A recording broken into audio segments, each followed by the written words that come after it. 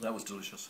I mean, I made it, but I have to say that if I was served that in a restaurant, a raw foods cafe or whatever, that is amazing. That is really delicious. So simple. And I'll just run through the ingredients again.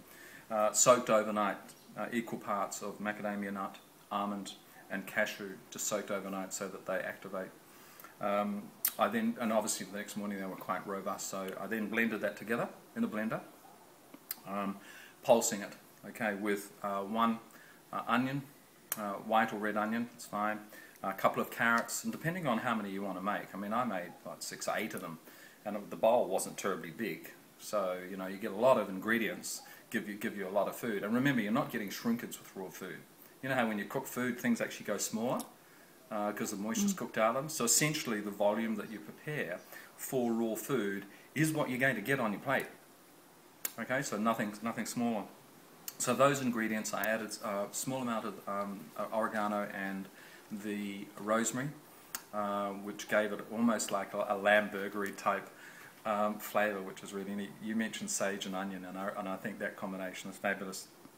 And then the salsa, very, very simple, just in my bullet, and that's done a couple.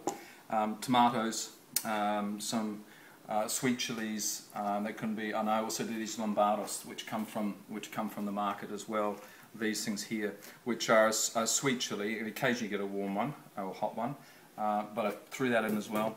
No citrus, by the way, so there's no lime juice, and I tend to put, have tended to put quite a lot of lime into some of the things that I've created. Small amount of chili, always got plenty of chili on hand, just a small amount of that. What else was in there? Oh yes, and of course some dill pickle. And did you put that in the mix? Didn't go in the mix, or just you just no, used just it as in a the dressing? salsa. Just in the, in the salsa. Just in the salsa, so that the salsa has sort of an old-fashioned tang to it, which is really neat.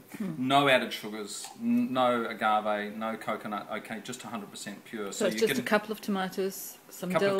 Some dill pickles, some lombardos, but you can put bell pepper, and I put a bit of bell pepper in there as well. And some salt and pepper. Some salt and pepper for seasoning, and I didn't overwork it because, as you can see, it's still nice and lumpy. And then just set it on the plate as you saw it, which of course is now totally empty, apart from that there, and a little bit of garden spinach, some lovely spinach, and just garnish it beautifully. And I tell you, that was really delicious. Delicious, and that's going in the book. That will be in the book. Wonderful. Okay, that'll be in the 30-day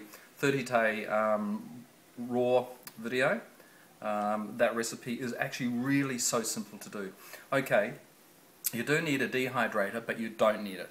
These could actually be done in so here are these just sitting here because I just finished off this morning. These can be done in a very, very low and slow heat oven. Okay, an oven that I no longer use, leaving the door open and sitting it on 50 degrees C or no more than 110, 115 Fahrenheit. That's wholesome. You serve that up to your man, and he'll think it's the real McCoy at the end of the day. And it's got everything in it.